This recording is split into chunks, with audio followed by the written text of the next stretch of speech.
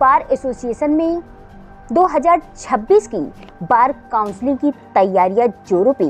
खबर विस्तार से। अयोध्या के 2026 के फैजाबाद बार एसोसिएशन में बार काउंसिलिंग की तैयारियां जोरों पे चल रही है। इस मौके पे उत्तर प्रदेश में चल रही बार काउंसिलिंग 2026 बार काउंसिलिंग सिविल कोर्ट गोरखपुर के क्रम संख्या 100 के प्रत्याशी धीरेन्द्र कुमार द्विवेदी ने बताया कि उत्तर प्रदेश में चुनाव प्रचार की तैयारियां काफी जोरों पे चल रही है। इस वक्त बार काउंसिल में चुनाव का माहौल चल रहा है। क्या कितने प्रत्याशी हैं, इसके बारे में क्या कहना चाहेंगे? देखिए, उत्तर प्रदेश बार काउंसिल का चुनाव 2026 के लिए सारी तैयारियां हो चुकी हैं। नॉमिनेशन फाइल हो चुका है। कुल 334 जो है कैंडिडेट सामने आए थे, जिनका वेरीफाई हुआ पर्चा, और जिसमें से 333 चुनाव में कंटेस्ट कर रहे हैं। एक हमारे साथी की दुखद निधन हो गया। तो 333 कैंडिडेट जो है वो चुनाव लड़ रहे हैं। पूरे उत्तर प्रदेश में ये चुनाव का प्रचार होता है। उसी क्रम में मैं धीरेन्द्र कुमार द्विवेदी, पूर्व मंत्री, सिविल कोर्ट बार गोरखपुर, मैं आज यहाँ पे फैजाबाद में अयोध्या जनपद के अपने अधिवक्ता साथियों के बीच में हम लोग आए हुए हैं अपना प्रचार करने के लिए। हमारा क्रम संख्या 100 नंबर मुझे मिला है। और बार काउंसिल का वोटिंग सब जो है जनवरी में होगा। 16 से शुरू होगा और 31 जनवरी तक 4 चरणों में। प्रथम चरण में 16-17 में आपके यहाँ फैजाबाद जनपद में, अयोध्या जनपद में यहाँ पे मतदान होना है। आपको ऐसा क्या लगता है कि किसकी लहर ज़्यादा है, किसकी विजय होगी? देखिए, ऐसा है कि ये कोई आम चुनाव से थोड़ा सा अलग चुनाव होता है। ये हमारा ये प्रबुद्ध जनों का चुनाव है। और इसमें जो हमारे मतदाता हैं वह जिला तहसील के भी अधिवक्ता, हाईकोर्ट के भी अधिवक्ता, जो भी अधिवक्ता हैं, सीओपी धारक हैं, सब इसमें मतदाता हैं। वो अपने मुद्दों पर वोट करेंगे।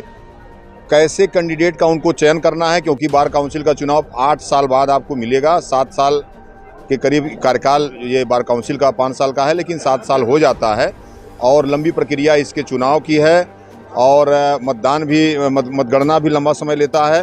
तो मुद्दे हमारे सामने, जो वकीलों के सामने मैं समझता हूँ, वो मुद्दा सबसे बड़ा ये है कि अधिवक्ता और बार दोनों आज के समय में अधिवक्ता और बार जो है दोनों के ऊपर सरकार और कोर्ट दोनों की तरफ से दबाव पड़ रहा है। अधिवक्ता एक ऐसा वर्ग है, आपने देखा होगा, सबसे विषम परिस्थिति में काम कर रहा है। कोर्ट हमें कहती है कि आप ऑफिसर ऑफ द कोर्ट हो, लेकिन आप ऑफिसर ऑफ द कोर्ट के बारे में आप देख लीजिए कि कोई सुविधा, शासन की किसी योजना के हम लाभार्थी नहीं है। कोई सुविधा हमें नहीं मिली है। न कोर्ट हमें कोई सुविधा देती है, न गवर्नमेंट की तरफ से हमें कोई सुविधा मिली हुई है। इन विषम परिस्थितियों में टीना छप्पर में बैठ करके, सर्दी गर्मी बरसात सह करके अधिवक्ता दूसरे के लिए न्याय की लड़ाई आज़ादी के समय से लड़ते हुए चला रहा है। लेकिन अब वो समय आ गया है कि अधिवक्ता अपने इन परिस्थितियों पर भी विचार करेगा और ये भी विचार करेगा कि कौन से लोग हैं जो हमारे बीच से वोट लेकर के जा रहे हैं, लेकिन हमारी कोई बात नहीं कर रहे हैं, हमारी कोई पैरवी नहीं कर रहे हैं। वहाँ जाने के बाद वो सरकार का गुण गा रहे हैं, कहीं कोर्ट का गुण गा रहे हैं। और उनके वजह से, उनके पारित प्रस्तावों की वजह से आज अधिवक्ता का जो हमारा बार एसोसिएशन है, जो अधिवक्ता की लड़ाई लड़ता है, वह बार एसोसिएशन भी कहीं न कहीं उसके सामने बहुत संकट की स्थिति है। वो अपने विरोध करने की अधिकार को पूरी तरह से खोता हुआ नजर आ रहा है। यह सारी बातों को लेकर के ये चुनाव है। आपका शुभ नाम? धीरेन्द्र कुमार द्विवेदी, पूर्व मंत्री, मैं गोरखपुर सिविल कोर्ट बार का हूँ। और मैं एक बात और भी कहना चाहता हूँ, मुझे लोगों ने अवसर दिया। हम लोग अधिवक्ताओं के हर आंदोलन में मैं रहा, चाहे कानपुर का आंदोलन हो, चाहे हापुड़ का हो, चाहे गाजियाबाद का हो, चाहे अभी बनारस का हो, या आप प्रयागराज, मेरठ, बलिया सम्मेलन कर लीजिए। फैजाबाद में भी यहाँ पर हम लोगों ने एक मीटिंग किया था। तो अधिवक्ता की जो हमारी जो मेन जो हमारा उद्देश्य है वो ये है कि बार एसोसिएशन और अधिवक्ता का जो वर्चस्व वह कायम रहना चाहिए।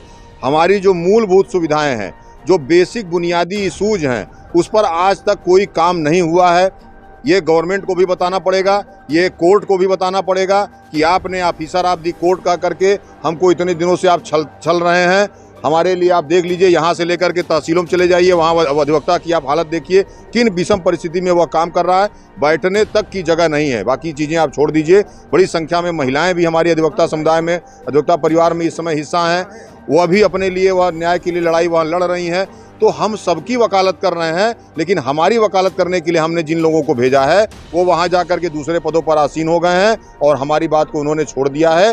इस बात की लड़ाई लड़ने के लिए हम लोग अपने मेहनती और दमदार प्रत्याशी को ही चुनना चाहिए। अगर पीछे वाले चुनोगे, लाइन में सबसे पीछे कतार में रहेगा, तो आपकी लड़ाई लड़ने के बजाय आपको लेकर डूब जाएगा। तो मेरा निवेदन है कि उन्हीं को वोट कास्ट कीजिए जो अपनी मर्जी के साथ आगे लड़े, हमारे जो अधिवक्ताओं की लड़ाई लड़ सकें, उन्हीं को वोट देना चाहिए। मुँह देख के, जात देख के, धर्म जाके के वोट हमको लोग नहीं देना चाहिए, क्योंकि हम लोग बुद्धिजीवी वर्ग से आते हैं। तो मेरा निवेदन है कि वोट उन्हीं को चाहिए जो लोग अपने अधिवक्ता का रख सकें, और किसी जो नौकरी वाले जो लालच में लोग कर रहे हैं, सरकार के साथ चामरूसी करते हैं, उनको तो कतई वोट न दें। जो रह चुके उनको तो न दें वोट।